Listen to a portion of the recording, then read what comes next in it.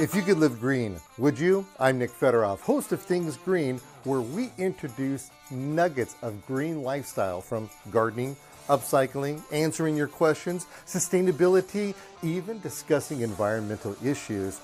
You can become more confident in making the right decisions for you and your family. So come along as we are Things Green.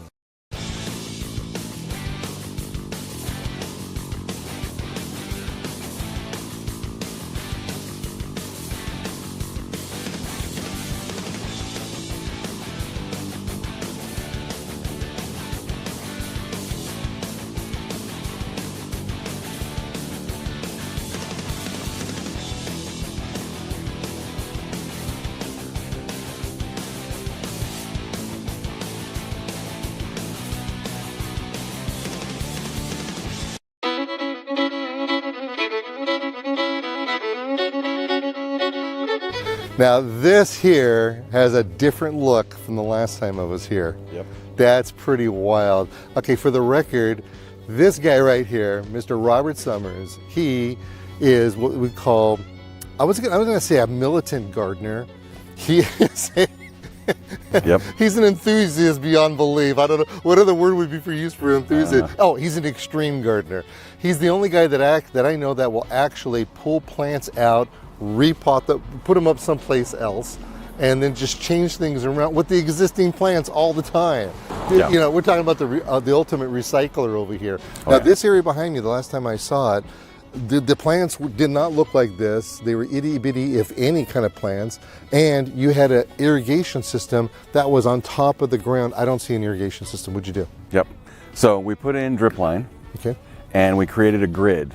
So we took the drip line and we made concentric circles 12 inches apart. We used drip line that is has emitters every 12 inches. So it's kind of 12 by 12. And we're delivering water at 0.9 gallons per hour at 25 PSI or so. So we're probably at 40 PSI. So we're probably watering this 3 times a week and maybe using 4 gallons of water for the whole week. Yeah, but like the challenge that I see with this, though, is that I know this is DG, decomposed granite. Yes. I mean, not a normal person isn't going to plant in here, yet here you are with your jackhammer. Yeah, we for these ficus trees, we jackhammered 4 by 4 by 6 foot holes. And if you take a look at the pictures, it's literally hard as rock. We even filled the holes with water to see if we could get the water to, start permeating into the ground. Just sat for a couple of days. There's like that much water in the holes. But you want to know something? If you go to Central California, where they grow, I mean, that is the hub for all agriculture in the world. We're feeding 90% of the United States from the Central Valley. They have hard pan too, and they're able to work around it. Just like that. I mean, I've actually seen them put dynamite in the ground, you light it, and they blow it up because they can't even get the jackhammer or the backhoes or anything like that in there. So I understand that. Yeah, totally understand that. So we have that going on over here, and you have a menagerie of plants, like you mentioned, the ficus, which, by the way, they root very easily from cuttings, and the ficus family runs all the way from the edible fig all the way up to the giganormous, and I'm talking big banyan trees where they have leaves on there like that. The fiddle leaf fig, that's all in the same family. It's really kind of a fun thing. Yep. So I see you have right over here, you have this particular plant. You have the Carissa. Yep. Do you ever get any fruit off of it? This whole hillside used to be Carissa. No. My dad planted Carissa here in the 60s, and the whole hillside was Carissa. Okay, so this flower right here will end up turning into a plum-like fruit, and it's a tart, sweet kind of a fruit, but you're going to feel like when you cut it open and you start eating, it's really cool to do in front of people, because when you open it up, it turns milky on the inside, and it looks like you're eating poison. It's really good. Don't do poison, but you could do this. But the natal plum, that's what that is. They're actually good. Yeah. And I have freaked some people out in the past because I've grabbed some off and I just take a bite into it. They're like, oh my gosh, what are you doing? Yeah. I said, it's fine. I absolutely love doing that with daylilies too. You see a daylily flower, then you could take and do pretty much the same thing. Okay, so I'm noticing that you have a couple of these Mexican petunias. Yes. This one's a little bit sadder than the ones over there. Why do you think that is? Well, true story is this actually propagated by itself in one of those raised beds. Oh. So it grew from scratch, or from, just a little piece of root. And so it's not sad. It just got transplanted, like you were saying. I never let plants perish if I can help it. So if this is not doing well here, I'm going to move it in the back somewhere. I'm always, like you said, recycling plants. I never, they're like all my children. So speaking of children, you have a lot of, I'm not going to try to get too close over here. And I know that our camera person over here, she doesn't really like it, but can you see the bees? You got a lot of native bee activity, a lot of pollination. Yeah, and the butterflies, when the sun comes out a little bit more, you'll have butterflies all over this. Okay, so is this a little bit of the irrigation that I see going on over here? Yes. Okay, so this right here is the irrigation. This is a 1/2-inch tubing. And I know, now why did you decide to cover it up? Obviously because we're at a hill like this that kind of slid down, and maybe it looks like you did some new planting in there. Yep. But why do you cover it up? Well, I covered up because, I mean, even though it is rated for it has UV protection. It has UV protection. I still want to cover it up because it'll last longer. Also, if I get it, and in this case I put mulch on top of it, it needs to be replaced, but I put mulch on top of it so that I can help keep the moisture retained in the soil, and it protects the drip line from decomposing over time. Well, plus the mulch acts as a PURDY. It's purdy. Yes. Look at these flowers. That is true. They are just so gorgeous. Yeah. I don't remember. I never even actually smelled it. Did they have any scent? I don't think so. Yeah, no scent on these things. It's actually called a Mexican bell. Mexican bell. And it's in the petunia family. Look at that. That is just so gorgeous. And look how dark the stem is on this, and the leaves and the contrast. But I fell in love with this. We found it. My wife loves purple, so you can see that purple is a lot of the theme here. But I fell in love with these guys because they bloom and go away and bloom and go away for months. They're absolutely an incredible plant. Easily propagated. Easily propagated, yes. Well. Yes, indeed. Okay, you got variegated plants going on here. You've got the Morea activity. This right here, oh, look at this. You've got a little bit of this is a crepe myrtle. Yeah. Crepe myrtle was the quintessential, I don't know if I say that word right. Quintessential. Yeah, that one. This was the one that was most popular in the 1950s, early 60s. Super. And then what ended up happening was that the market got oversaturated. They were everywhere, absolutely everywhere. And that right there, that white stuff is powdery mildew. And powdery mildew is a fungus. And this fungus will inhibit this thing from growing as successfully as possible. But if you look right over here, you'll see the beautiful flowers that it can give at the same time. It's just super dynamic. It is it's actually considered a patio tree because it doesn't normally get massive. It'll stay in a smaller, this is one you can grow inside of a container if you wanted to, or you can grow like this. You've got this thing growing as a multi-trunked, or it could be a singular trunk. It really doesn't matter. But I'll tell you what I'm kind of interested in. You've got other stuff happening over here in the rest of the yard. And this is an established landscape with changing faces to it all the time. Yes. Because this is something earlier you mentioned about your dad, and he was the one who initially planted many of these plants that are here. Yes. And you're keeping up with it to make sure that it's staying true to what the plants were supposed to be doing. Yeah, and the true story is, years ago I tore out a lot of the older, just like the podocarpus and things like that, and we've been going back to the original landscape plans because it was planned out by a landscape architect. Ah, you cheater! And I'm realizing that, well, I definitely didn't switch out my St. Augustine? St. Augustine for what my dad had, which was dichondra. Ah, yeah. So he had, when I was a kid, he had dichondra here. But the podocarpus that he planted, the trunks got to be about like that, and they were pushing up against the house.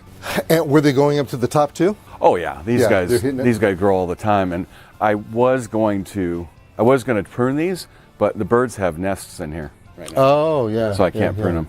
Now, wasn't there a podocarpus across the street that was overly huge? I believe so. I don't remember where it's at. Well, anyway, but these things you gotta. This is the Podocarpus gracilier. There are several different varieties of these, and this one has this has a small leaf on it. There might be a variety that has even a smaller leaf, but if you blink your eyes, this thing can turn into a huge tree.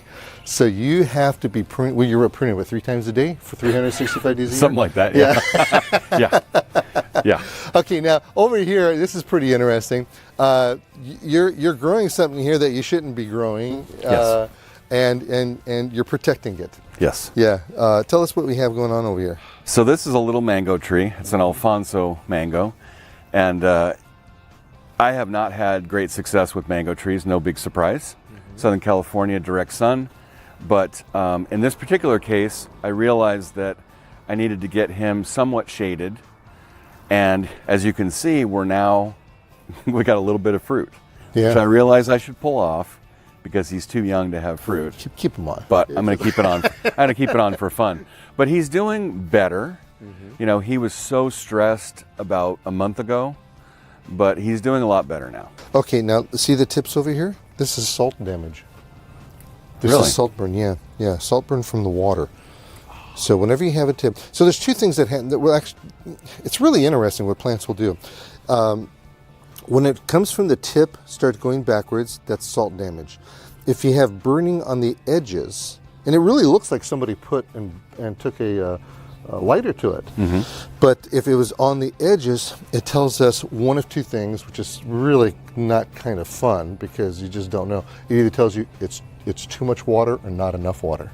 So having this here is actually not a bad idea because it's sensitive to that, and obviously it's sensitive to the salt. Yeah. So okay, so we've got the St. Augustine grass. Back in the day, you can tell you got a little bit extra water going on over here. Yep. Something's happening. Now, of course, that's from rotting debris underneath. That's what's happening. So maybe at one time you dump some compost on here or something, or it could be just too much water. Do you ever dethatch this? We do. I maintain this green 365 days a year. Yeah. So I mean, Southern California helps us, but I water and fertilize all year round. I do not let it go dormant. Yeah. And you know what? That's something that we can do here in areas. Of course, we're up on a hilltop over here. This is gonna sound silly because where I happen to live, I'm in a valley and I get frost. And you could walk out in the wintertime and everybody's house, I mean, it looks like it snowed. For how high you are up over here, do you get that, or do you get any kind of, I hate to say snow. We get frost. You do get heavy frost? Okay.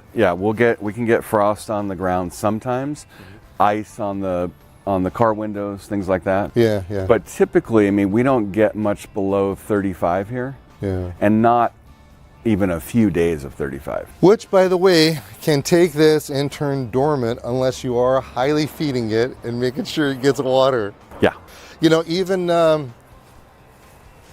Even the sod companies, Southland Sod Farms, they really don't like selling this stuff in the winter because even though that they're in Point Hueneme, Ventura area, which is super mild weather, and you have the ocean right there, it still goes dormant. Yeah. So they don't want to sell that.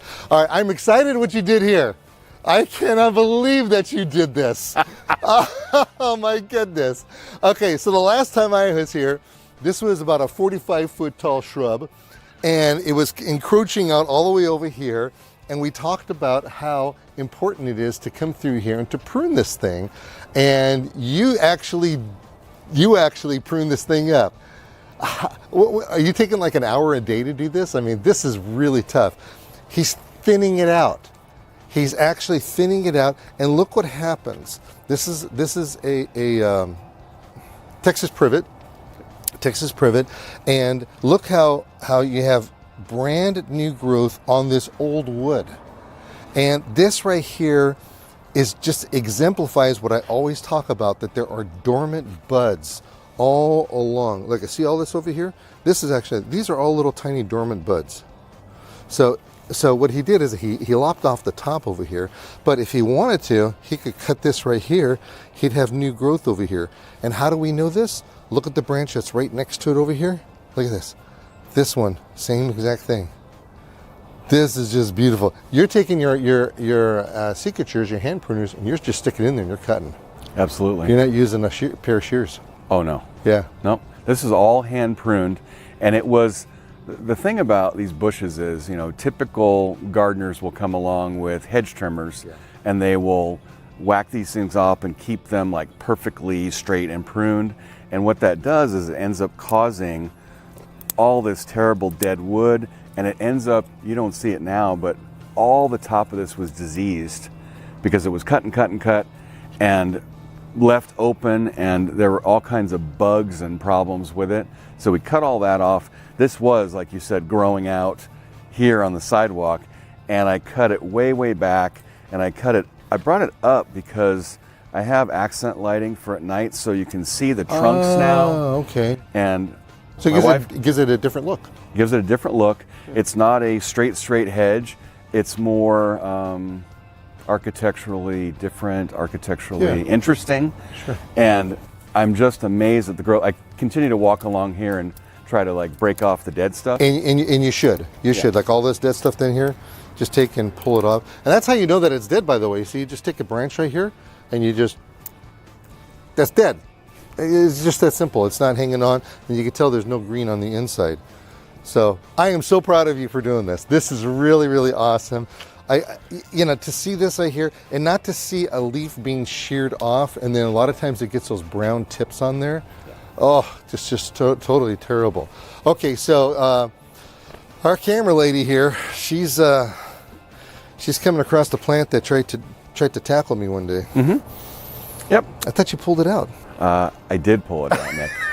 I actually pulled 2 of them out, and they're down in the greenhouse, thriving, getting ready to be planted somewhere else. But they grew back up from the roots that were left in here. This is a boysenberry vine, and you're looking to get tripped by it again, huh? Yeah, Okay. yeah, absolutely. You always come back to the scene of the crime. That's what you do. So this you pulled out. Now, what's interesting, and the reason why I grew back is because these are deep-rooted plants. And you could dig down, probably 5 feet and still see roots. That's the whole deal about this. You have to be constant with it. Back in the day, in fact, when I bought the thingsgreen.com botanical gardens, I had blackberries along a 50-foot fence. Pulling and pulling and pulling, and then I had a uncle of mine, may he rest in peace. He sent me some stuff that up in Oregon it was legal, but in California it wasn't. And I'm not saying that stuff ever made it to my blackberries, but they stopped growing after one application. Huh. So that was prayer or poison? Yeah. Yeah. Okay. And I'm not saying how I'd gotten there. Okay, so you have this. Is this already done? So this is a plum, and we just picked and ate the last fruit for the season. It had beautiful, beautiful fruit. And this is a transplant, so this is another one. I moved. It was 30 feet away, and it's one of my original scientific experiments. So I moved it here, deep watered it, and obviously it's thriving. It now needs a good pruning. Well, you could wait. Anything that's coming on this way that's going to smack you on the face while you're walking. Yeah. But you could wait. What I would always keep on top of, though, is this right here. This is always a tough thing. You have these suckers. Mm-hmm. So you can tell you're doing a good job keeping up on it already, because otherwise I go to most places and they're just as big as here. Anything that's way down at the bottom over here, you could take and you could pull off. Now, there happens to be a couple of different products on the market. One of them is called Sucker Stop. And what you do is you pull them off and then you spray it. And the stuff itself, it doesn't kill the plant. What it does, it puts a protective coating on top of it. It's called a plant growth regulator. Plant growth regulator. And that plant growth regulator will keep it from germinating as fast. It will grow back, but it's just not as fast. In fact, you know, when I see this plant over here, this ligustrum, I remember I had a different plant. It was when I was in the business. It was a Dondonea hopseed bush, and this plant was probably, I want to say maybe 3 football fields long. It was 300 yards. It was along the fence line, and it was at a trucking yard in the city of Industry. And we had to keep them like so the truck, you know, right. Keep them big so the trucks wouldn't get into them.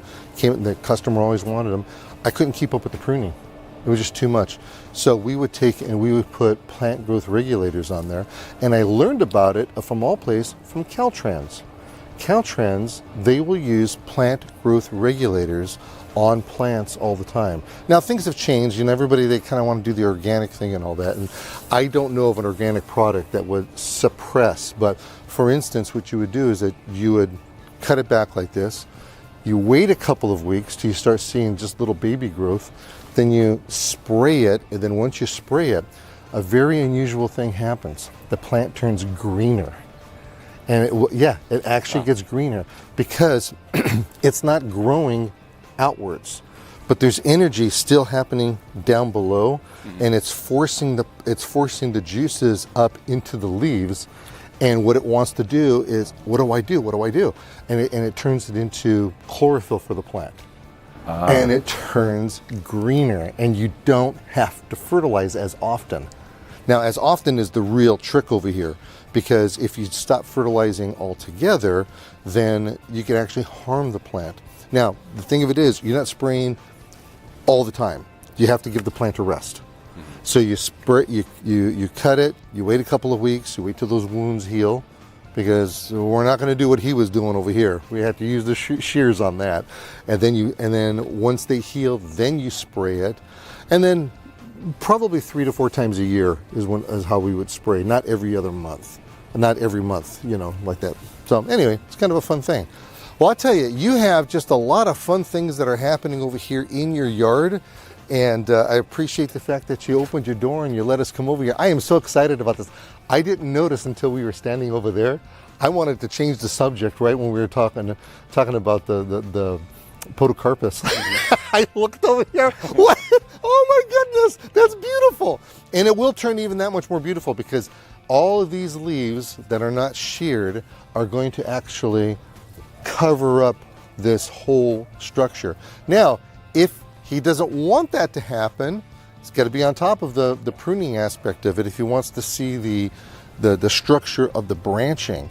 So if you were to do this to like Raphiolepis and most of your shrubs, your smaller plants, oddly enough, you won't have to prune that often. Once you got it under control like this, it's just a matter of maintaining it. And that right there is the hot ticket.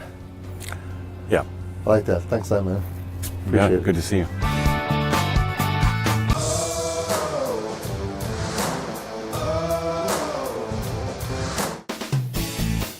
I can't tell you how important it is to water your lawn during installation and afterwards to get it properly established. For every couple hundred square feet, give your sod a water break.